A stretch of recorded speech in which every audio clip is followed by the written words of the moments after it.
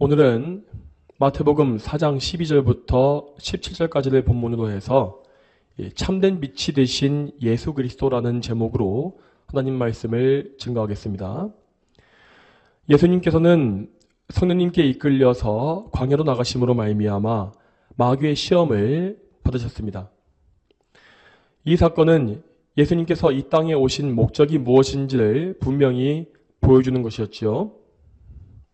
예수님은 하나님께서 택하신 백성을 대표하시는 분으로서 그들의 구원에 필요한 모든 일을 대신 이루시기 위해서 이 땅에 오신 것이라 하였습니다.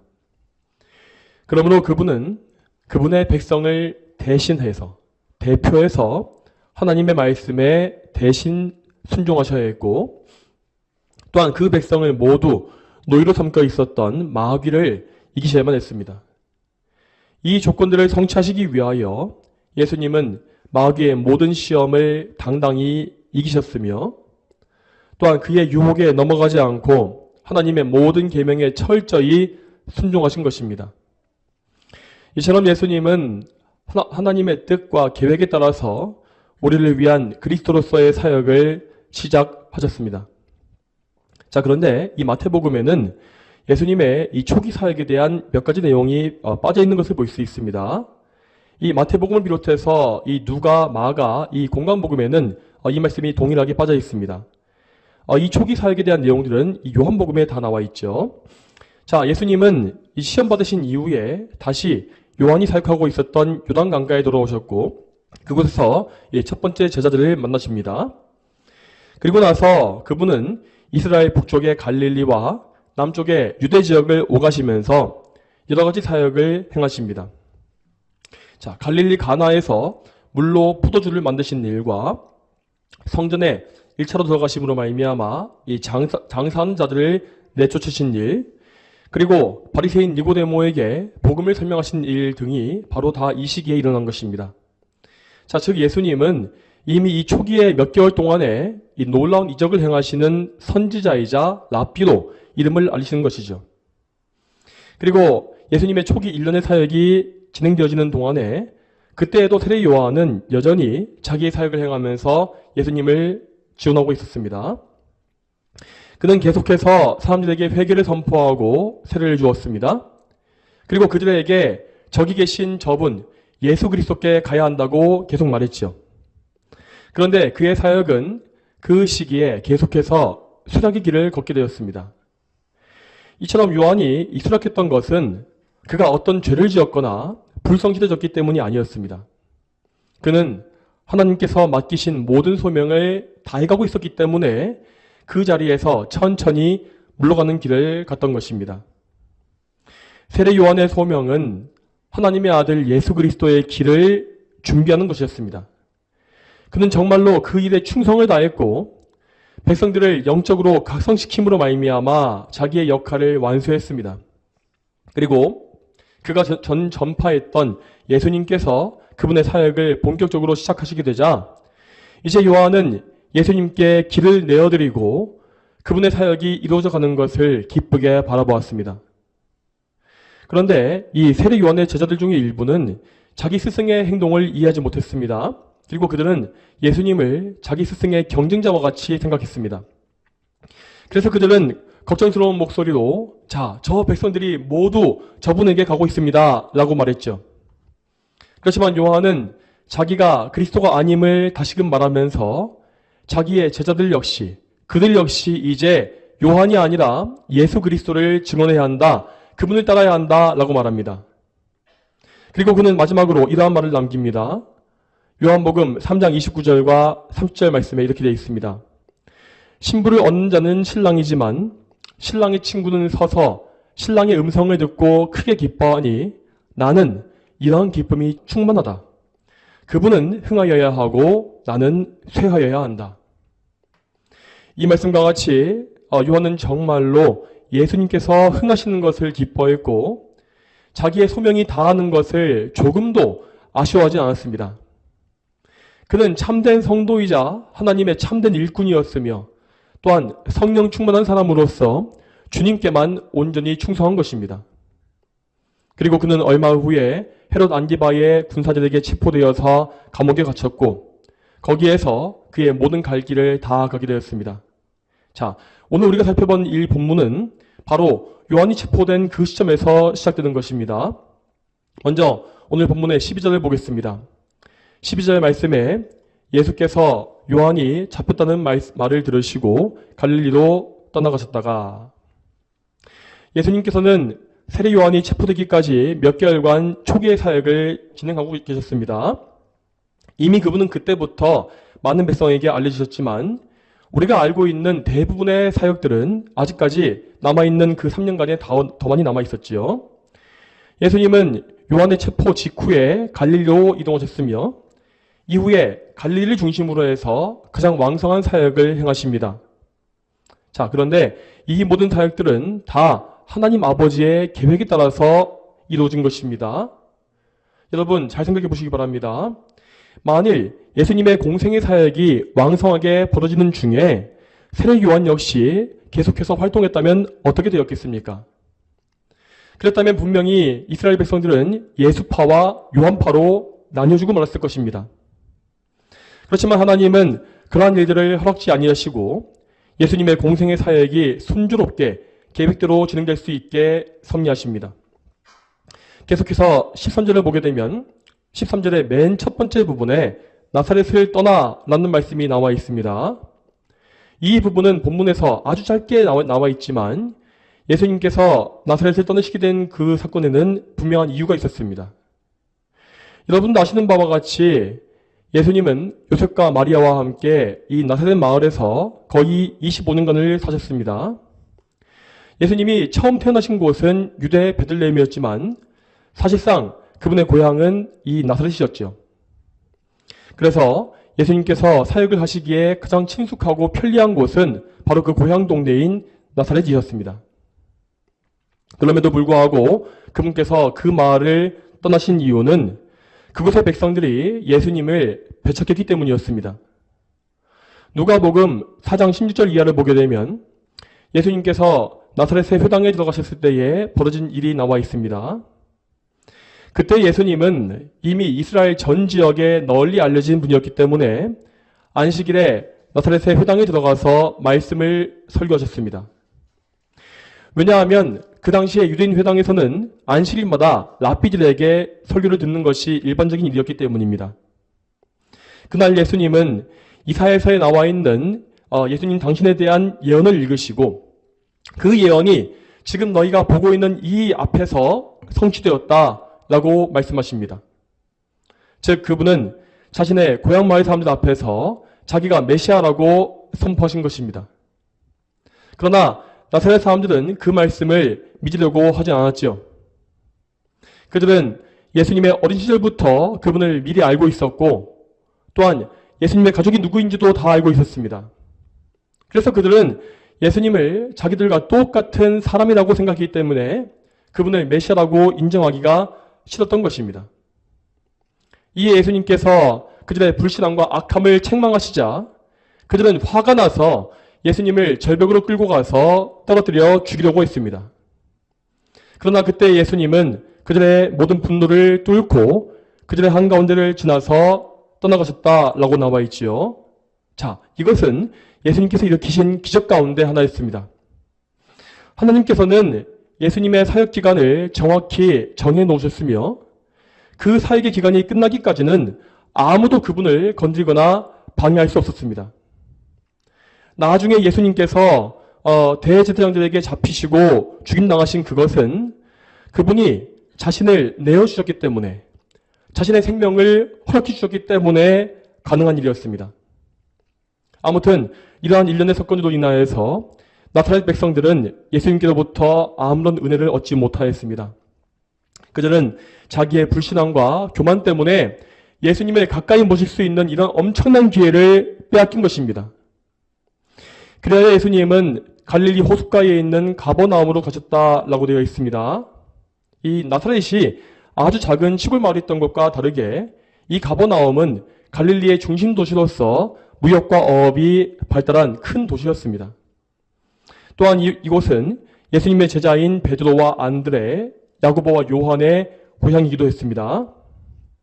이런 사실만 놓고 보게 되면 예수님께서 좀 더 사역을 편리하게 하시기 위해서, 좀 더 그분의 몸이 편하시기 위해서 큰 도시로 가신 것이 아닌가라고 생각해 볼 수 있을 것입니다. 하지만 사실은 그렇지 않았습니다. 오늘 본문을 보게 되면 가버나움은 갈릴리에 속한 한 마을로서 영적인 어둠과 무지함이 가득했던 지역임을 알 수 있습니다. 그러니까 예수님은 영적으로 잠들어 있고 어리석고 무지한 자들의 잠을 깨워가시면서 어렵고 힘든 사역을 하셔야 했던 것이지요. 또한 예수님께서 갈릴리 지역을 중심으로 사역하셨다는 이 사실 역시 그 당시 이스라엘 사람들에게는 이해할 수가 없는 점이었습니다. 왜냐하면 갈릴리 지역은 옛날부터 예루살렘에서 멀리 떨어진 변방으로서 항상 멸시와 천대를 받았기 때문입니다. 대부분의 유대인들은 자신들의 메시아가 강력한 왕이자 장군이길 바랐기 때문에 당연히 이스라엘의 수도인 예루살렘을 중심으로 활동해야 한다고 생각했습니다. 그렇지만 예수님은 자신을 지극히 낮추심으로 말미암아 가장 천대받고 있던 지역인 갈릴리에서 활동하신 것입니다. 그리하여 예수님은 거칠고 억센 갈릴리 사람들에게 둘러싸여서 거친 사역을 하셨으며 또한 그 지역에 살고 있던 현지인들을 제자로 부르십니다. 나중에 우리가 베드로나 요한 등의 행동을 보게 되면 갈릴리 사람들의 이 다혈질적이고 거친 기질을 잘 볼 수 있지 않습니까? 그렇지만 예수님은 그러한 제자들을 오래 참아주시고 그들을 변화시키셔서 위대한 사도들, 교회의 기둥으로 삼아주십니다.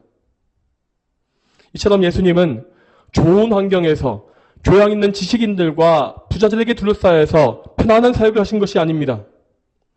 그분은 이 땅에서 겸손하게 자신을 낮추시고 비우심으로 말미암아 더 힘들고 더 거친 땅에 들어가신 것이며 죄인들에게 둘러싸여서 가장 어려운 삶의 길을 가신 것입니다. 자, 계속 이어서 본문의 14절부터 16절을 보겠습니다.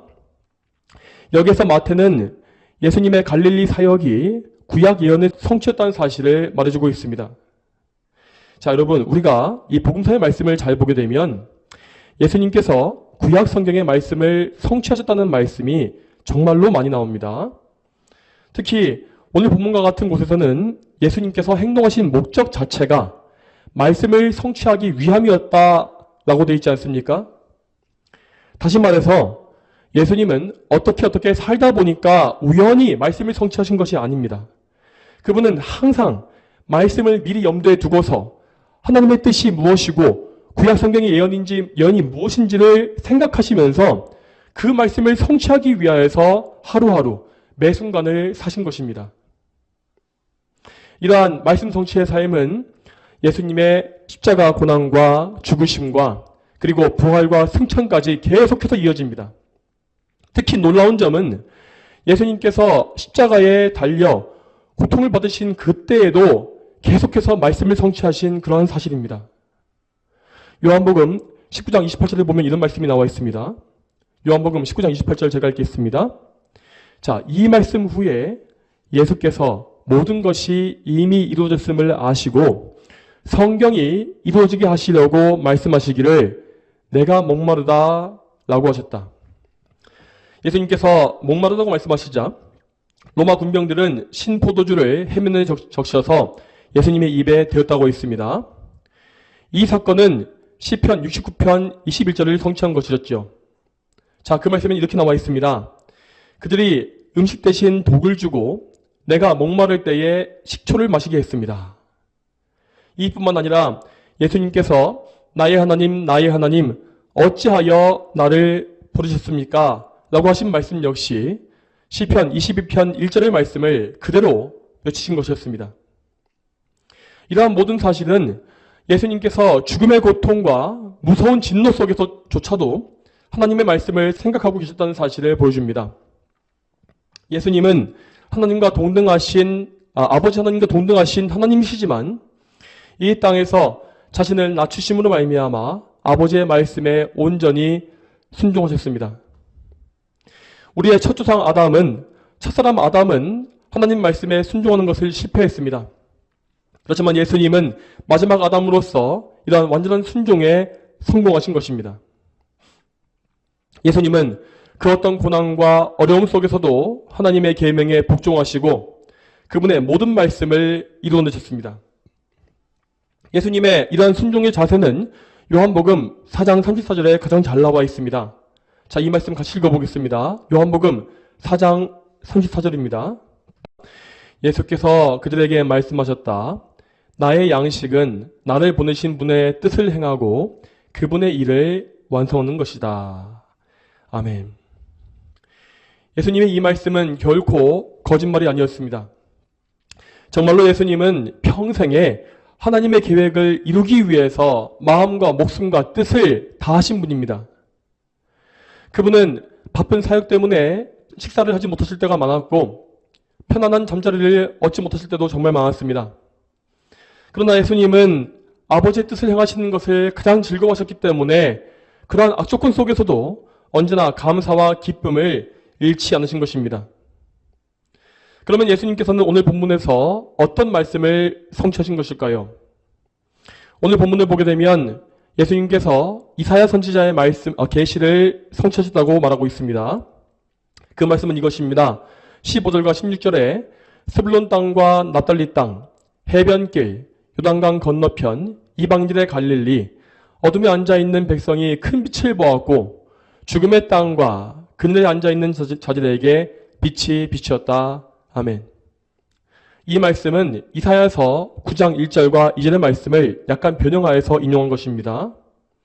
그렇다면 이사야 9장의 말씀은 어떤 배경에서 예언된 내용이겠습니까? 그 말씀의 시대적인 배경은 북이스라엘의 18대 왕인 베가의 통치 당시였습니다. 그때는 북이스라엘 왕국이 멸망을 앞두고 있었던 매우 어두운 때였죠. 그 당시 아수르의 왕은 북이스라엘 북부의 갈릴리 지역을 침공해서 그곳의 백성들을 포로로 붙잡아갔습니다. 그러나 이사야는 그들이 이 포로 잡혀간 백성들이 다시 풀려날 것을 예언하면서 이 말씀을 선포한 것입니다. 갈릴리의 백성들은 그들의 죄악 때문에 포로로 끌려갔고 많은 고초와 징계를 당했습니다. 그렇지만 하나님은 그들에게 긍휼과 은혜를 베푸셔서 그들을 해방시켰으며 다시 고향 땅으로 돌아오게 하사 빛을 보여주신 것입니다. 이렇게 해서 이사야의 예언은 그 당시에 이스라엘 백성들에게 일차적으로 성취되었습니다. 그렇지만 이 예언의 궁극적인 의미와 성취는 바로 예수 그리스도께서 갈릴리 땅에서 행하신 구원의 사역이었습니다. 이사야 선지자 당시에 갈릴리가 고통을 받고 있었던 것과 같이 예수님의 시대에도 갈릴리는 멸시와 천대를 받았습니다. 앞서 말씀드린 바와 같이 그 지역에는 이스라엘의 중심부에서 밀려난 가난한 백성들이 살고 있었고 또한 더 나아가서 이 과거 아수르의 정복 당시에 피가 섞여버린 혼혈 백성들도 일부 함께 있었다고 합니다. 유대인들은 순수한 혈통을 가장 중요하게 여기기 때문에 이 갈릴리 사람들을 매우 멸시했고 그래서 그들에게 어떤 중요한 관직이나 역할을 맡기지 않았다고 합니다. 그래서 유대인들은 항상 예수님께서 갈릴리 나사렛 출신이라는 것에 점을 들어서 그분을 멸시하곤 했습니다. 또한 갈릴리 사람들은 예루살렘 성전과 멀리 떨어져 있었기 때문에 신앙생활의 측면에서도 많은 불이익을 보곤 했습니다. 그들은 매년 절기를 지키거나 제사를 드리는 일에 있어서 많은 불편을 겪을 수밖에 없었고 마치 하나님의 은혜에서 멀리 떨어져 있는 것과 같은 소외감을 느꼈습니다. 당연히 그러한 지역의 영적인 상태가 좋을 리 없겠죠. 유대 땅의 영적인 상태도 엉망이었지만 갈릴리 지역은 그보다 훨씬 더 엉망이고 더 어두운 상태에 있었던 것입니다. 그러나 예수님께서는 이렇게 칠흑같이 어두운 버려진 땅에 구원자 그리스도로서 오신 것입니다. 그분은 모든 깊은 어둠을 내쫓을 능력이 있으신 의의 태양과 같습니다. 예수님께서 비추시는 밝은 빛 가운데 갈릴리의 백성들은 이전의 어두움과 슬픔을 모두 다 잊어버리게 되었습니다. 그들은 예루살렘 성전에서 멀리 떨어져 있었지만 그 성전이 가리키고 있는 원형인 성전 대신 예수님을 가까이서 뵌 것입니다. 그들은 참으로 그리스도로 말미암아 큰 빛을 보게 되었고 죽음의 그늘에서 벗어나서 새로운 생명을 얻게 되었습니다. 그렇다면 예수님은 어떻게 해서 그들에게 빛을 비추신 것일까요? 자, 우리는 여기에서 예수님이 사역하신 방식이 무엇인지를 잘 알 수 있어야 합니다. 성경은 성자 하나님이신 예수님을 가리켜서 무엇이라 부릅니까? 성경은 예수님을 하나님의 말씀이라고 부르지 않습니까? 자, 이 표현은 곧 예수님께서 하나님 아버지의 말씀, 그분의 뜻을 우리에게 전달해 주시는 사역을 하신다는 것입니다. 예수님은 우리의 대선지자로서 참되신 말씀을 우리에게 선포하시는 분입니다. 그러므로 그분은 이 땅에 계시는 동안에도 항상 말씀 중심의 사역을 하신 것입니다. 그런데 오늘날의 어떤 사람들은 예수님의 말씀보다 그분의 병고침과 놀라운 기적에 더 관심을 가지는 경우가 있습니다. 물론 예수님께서 일으키신 기적들은 정말 중요합니다. 그러나 예수님께서 사람의 영혼을 구원하시기 위해서 사용하신 방편은 그분의 말씀이었습니다.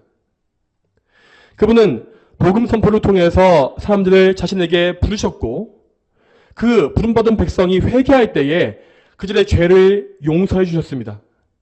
그리고 그 죄 용서와 함께 거기에 더하여서 병고침의 기적과 은혜 역시 더해 주신 것입니다.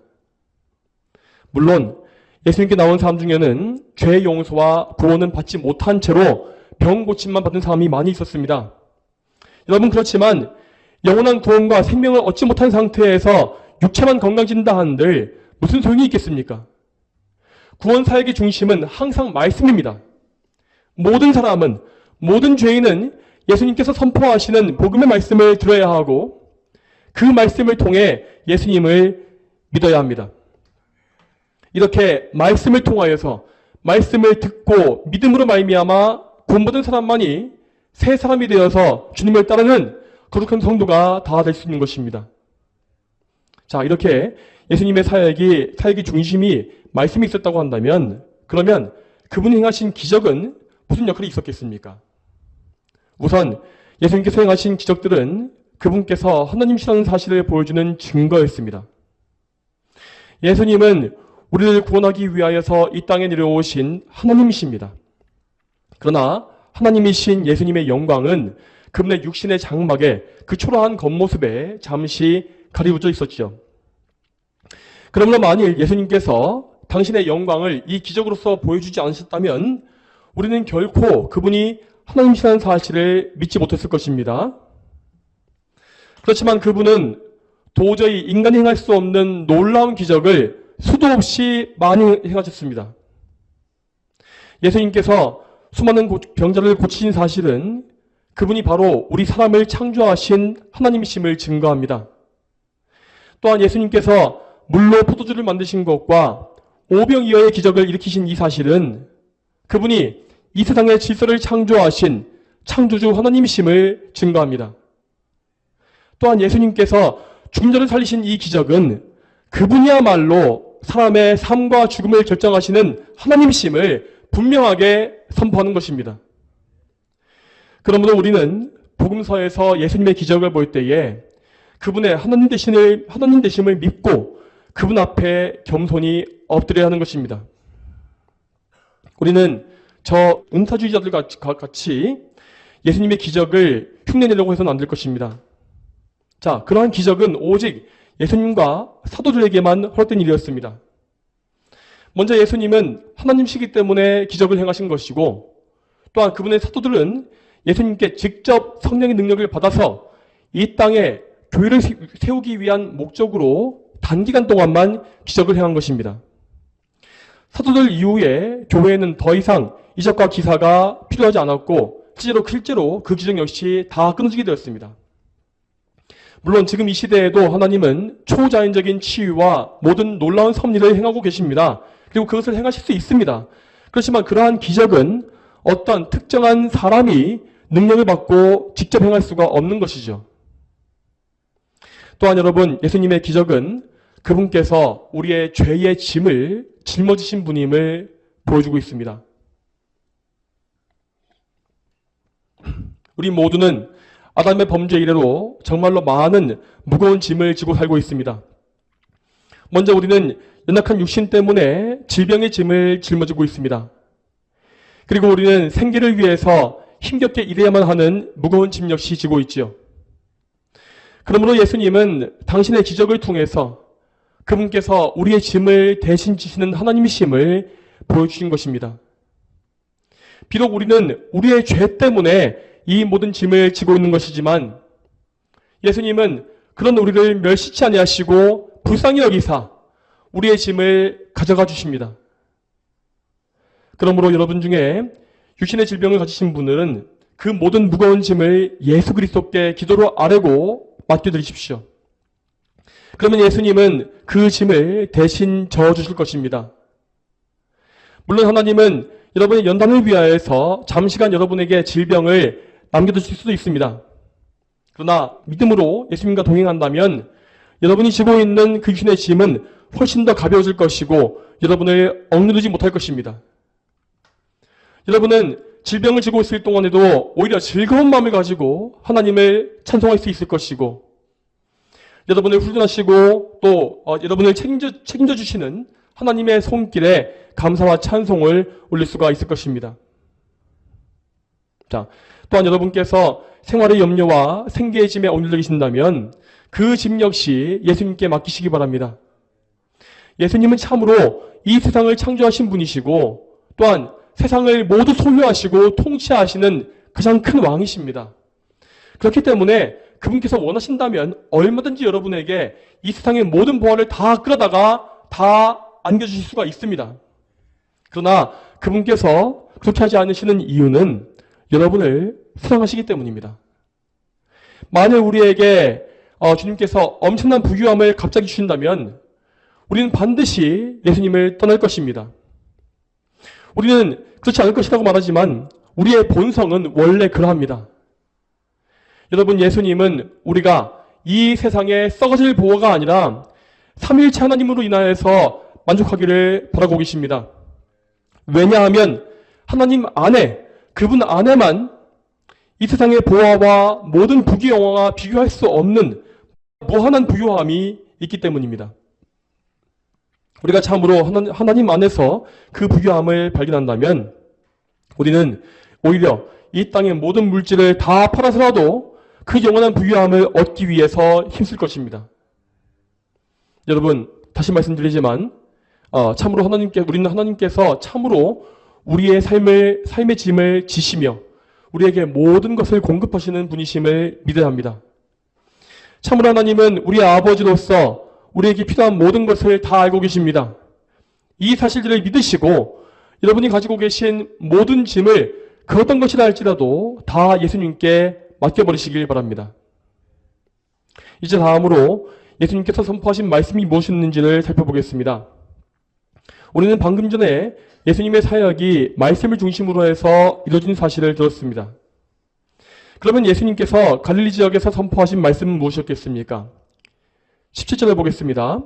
17절에 그때부터 예수께서 선포하여 말씀하시기를 회개하라, 하늘나라가 가까이 왔다 라고 하셨다. 이 말씀은 일전에 세례 요한이 선포했던 그 말씀과 똑같은 말씀입니다. 물론 예수님은 이 말씀 이외에도 많은 설교를 행하셨을 것입니다. 그렇지만 그 모든 설교 말씀의 핵심 메시지는 바로 회개와 하나님 나라의 도래였던 것이지요. 이 말씀이 무슨 의미인지는 이미 세례 요한에게 대해서 설교할 때에 들으신 바 있었을 것입니다. 예수님께서 이 땅에 오신 그 사건은 바로 하나님 나라가 임박했다고 하는 증거였습니다. 예수님은 이 땅에 교회를 세우심으로 말미암아 그분은 나라를 시작하셨고 교회는 이 땅에서 확장해 감으로써 장차 완성될 또한 도래할 하나님 나라를 이 땅에 준비하고 있는 것입니다. 그러므로 성자 하나님께서 이 세상에 오셨다라고 하는 사실은 모든 죄인들에게 긴급한 메시지입니다. 죄인들은 더 이상 지체할 시간이 없는 것입니다. 그들은 주저하지 말고 예수님께 나와서 하나님 나라의 백성이 되어야 했습니다. 자, 그러면 그들은 하나님 나라의 백성이 되기 위해서 무엇을 해야 했겠습니까? 예수님 말씀에 따르면 그들은 다른 무엇보다 먼저 자기의 죄를 회개해야 했습니다. 이 회개라고 하는 것은 매우 단순합니다. 하지만 결단코 인간의 힘으로 할 수 있는 것이 아닙니다. 죄인은 결단코 자기가 죄인임을 알 수가 없으며 또한 자기에게 왜 예수님이 필요하신지를 모릅니다. 오직 하나님께서 택하시고 부르셔서 성령께서 각성시키신 그 사람만이 자기의 죄인됨을 알 수 있는 것이죠. 이렇게 성령의 은혜를 받은 사람은 영적인 눈이 열려지고 자기의 비참한 상태를 알게 됩니다. 그들은 하나님 앞에 진노와 저주를 받아 마땅한 자기의 신분과 처지와 상태를 인정하고 마음이 깨어지고 낮춰지는 것입니다. 그러면 그들은 하나님의 은혜를 구할 수밖에 없으며 그분이 주시는 구원만을 간구하게 되는 것이죠. 그렇게 되면 성령님은 그들을 인도하심으로 말미암아 그리스도 앞으로 가게 하십니다. 그 성령님의 인도하심 받는 사람은 그리스도를 자신의 구원자요 구주로 믿게 되며 그분만이 자기의 죄사함과 의를 주실 수 있는 구주이심을 믿게 되어집니다. 그러므로 예수님께서 선포하신 이 말씀, 회개하라, 하나님의 나라가 가까이 왔다라는 말씀은 예수님께서 택하신 백성을 불러 모으시는 우렁찬 선포였습니다. 예수님은 하나님 백성을 다스리시는 왕으로서 당신의 친백성을 당신 앞으로 불러 나오게 하신 것입니다. 그리고 그 당시에 이스라엘 백성 가운데에서 하나님의 택하심을 입은 참 백성들은 예수님의 이 말씀에 반응했습니다. 그들은 성령님의 역사로 말미암아서 예수님의 그 부르시는 말씀을 자신을 향한 부르심으로 알아들었으며 그분 앞에 나와서 죄를 자복하고 회개함으로 영원한 생명과 구원을 얻게 되었습니다. 이렇게 해서 예수님은 먼저 그분의 백성을 그분의 주위에 불러 모으십니다. 그리고 거기에 이어서 그분은 자기 백성이 마땅히 따라야 할 하나님 나라의 법이 무엇인지 그분의 계명이 무엇인지를 알리십니다. 그 하나님 나라의 계명이 바로 마태복음 5장부터 나오고 있는 산상수훈의 말씀인 것입니다. 여러분, 이 마태복음은 왕이신 예수님을 전파하고 있는 사실을 다들 아실 것입니다. 참으로 예수님은 우리의 왕으로서 당신의 백성인 우리를 부르셨으며 우리에게 그분을 따를 수 있는 그분의 나라의 계명을 부여해 주신 것입니다. 그러므로 우리 모두는 오직 예수님의 부르심에 응답해서 그분 앞에 나와 엎드려야 하고 또한 그분의 법에 복종하여서 그분을 기쁘시게 하는 하나님 나라의 백성이 되어야 마땅한 것입니다. 여러분, 오늘 말씀에서 우리 예수님은 이 세상의 빛이시라고 계시되어 있습니다. 그분께서 이 땅에 오시기 전에 죄인들은 오직 죽음의 땅과 그늘 가운데 앉아 있었다고 나와 있습니다. 이처럼 죄가 가득한 이 세상은 오직 어둠만이 가득한 칠흑같이 어두운 세상입니다. 여러분의 삶을 돌아보시기 바랍니다. 여러분이 정말로 예수님을 만났고 그분을 믿었다고 한다면 여러분은 정말로 참된 빛이 무엇인지를 알게 되었을 것입니다. 왜냐하면 예수님을 참되게 영접한 사람에게서는 죄의 어둠이 사라지는 역사가 일어나기 때문입니다. 여러분은 참으로 이 세상의 어두운 일들을 버리고 빛이신 예수님께 순종하고 계십니까? 과거에 여러분을 붙잡고 있었던 죄악된 일들을 끊고 생명의 계명, 예수님의 성령의 법을 따르고 계십니까? 여러분이 참으로 그리스도 안에 있다면 여러분은 반드시 그러한 삶을 사셔야 합니다. 골로새서 1장 13절 말씀에 이렇게 되어 있습니다. 아버지께서는 우리를 어둠의 권세에서 구해내시어 자신의 사랑하는 아들의 나라로 옮기셨으며. 아멘. 자, 이 말씀과 같이 우리는 빛 대신 그리스도의 나라에 속한 자들답게 빛의 자녀가 다 되어야 합니다. 먼저 겉으로 드러나 보이는 몸의 생활과 습관에서 우리에게서는 이 세상의 어둠이 다 사라져야 합니다. 또한 우리 눈에 보이지 않는 우리 마음속에서도 역시 그러한 죄악의 어둠이 없어져야 할 것입니다. 우리 마음속에 들어오는 악한 생각과 음란한 생각, 폭력과 미움, 질투, 원망, 불평, 이러한 악한 죄의 어둠이 물러가야 하는 것입니다. 여러분, 이러한 어둠을 이길 수 있는 힘은 오직 예수 그리스도께만 있는 것입니다. 우리가 아무리 많은 돈을 벌고 많은 권력을 추구한다 할지라도 이 어둠을 이길 수 있는 방법은 우리에게 없습니다. 실제로 이 세상의 부자들과 권리자들은 겉보기에 화려하고 빛나 보이지 않습니까? 하지만 실상 그들의 인생에는 칠흑 같은 죄의 어두움이 가득합니다. 그들은 그리스도의 빛이 없기 때문에 육신과 영혼의 어둠을 이길 수가 없습니다. 결국 그들은 나중에 자신의 이 세상의 보화와 함께 어둠 속으로 빨려들어가 멸망할 것입니다. 그러므로 우리 모두는 속히 정신을 차리고 빛 대신 예수님과 항상 동행하기를 구해합니다. 우리가 예수님 안에 살고 예수님께서 우리 안에 사시는 이 상호 내주의 관계를 통해서만 우리는 모든 어둠을 우리의 안팎으로 이기고 하나님께 순종할 수 있는 빛의 삶을 살 수가 있는 것입니다. 또한 그리고 여러분, 우리는 더 나아가서 지금 이 나라가 당면해 있는 현실에 대해서도 올바른 생각을 가져야 합니다. 자, 지금 이 대한민국 사람들의 어리석은 생각 중에 하나가 무엇이겠습니까? 그것은 지도자를 바꾸면 이 나라가 확실히 더 좋아질 것이다 라고 하는 믿음입니다. 물론 이 세상에는 좀 더 나은 지도자가 있고 좀 더 못한 자가 있는 것이 사실입니다. 하지만 아무리 똑똑하고 지혜로운 사람을 데려온다 할지라도 이 나라에 죄악의 어두움이 가득한 이상 우리는 결코 밝은 날을 볼 수가 없습니다. 오히려 어리석은 죄인들은 더 나은 지도자를 내쳐버리고 최악의 지도자를 세우게끔 되어 있습니다. 그것이 바로 타락한 백성들의 본성이기 때문입니다. 그러므로 지금 이 나라에 짙게 깔려있는 어둠과 혼란의 근본적인 원인은 이 나라에서 그리스도의 빛, 그리스도의 복음이 사라졌기 때문입니다. 과거 이 나라가 어둠을 벗어나서 빛을 얻은 것은 분명 그리스도의 복음 덕분이었습니다. 우리나라에 오신 선교사님들이 목숨을 걸고 이 땅에 오셔서 그리스도의 복음을 전파했을 때에 이 나라의 영적 어두움은 차츰 물러가게 되었습니다. 이 나라에 수천 년 동안 뿌리박혀 있었던 우상과 미신들이 쫓겨났고 이 나라 백성들의 무지몽매함이 계몽되었으며 신앙을 가진 인재들이 양성되어서 훌륭한 지도자가 많이 세워졌습니다. 당장 우리 대한민국의 초대 대통령인 이승만 박사부터가 복음을 통해서 새삼이 됨으로 말미암아 탁월한 지식을 소유했던 그런 삶이 아니었습니까? 이 나라의 경제 발전과 정치적인 발전은 이 나라에 그리스도의 복음이 널리 선포되고 교회가 번성함을 통하여서 이루어진 역사였습니다. 그러나 지금 교회가 영적으로 무너지고 복음을 저버리고 있는 이 현실 속에서 이 나라는 다시금 죄악의 어둠 속으로 빠져들고 있는 것입니다. 물론 지금 이 나라를 망치고 있는 주적들은 저 북한과 중국에 충성함으로써 이 나라를 팔아먹고 있는 저 사회주의 공산주의자 매국노들이 맞습니다. 그러나 그런 악인들이 번성이 될 수 있는 이유는 그 근본적인 원인에는 교회의 타락과 배도와 배교가 있는 것입니다.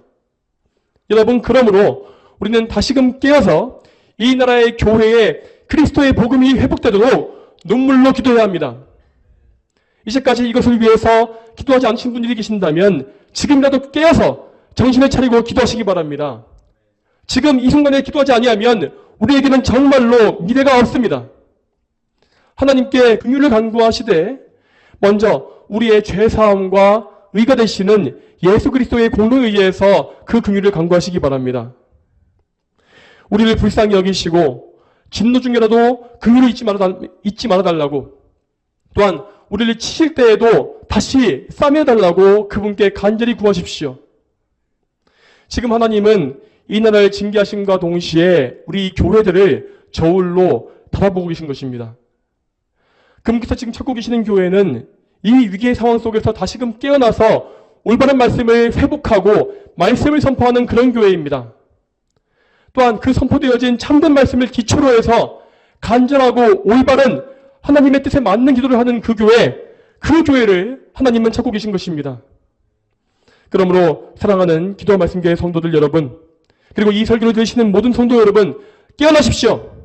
하나님 앞에 엎드려 기도하며 빛 대신 그리스도를 다시 찾으십시오.